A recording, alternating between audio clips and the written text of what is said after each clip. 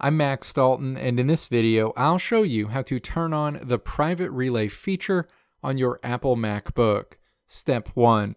Click to open the System Settings app. Step 2. Click your Apple profile name and picture in the menu on the left side of this screen.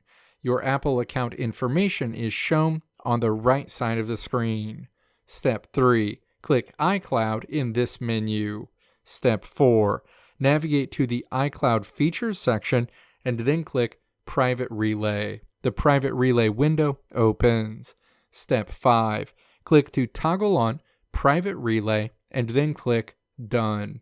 The Private Relay feature will be enabled on your MacBook going forward. Let me know if this video helped you out in the comments below. If you liked what you saw here, click the video links on the right side of the screen to check out another video.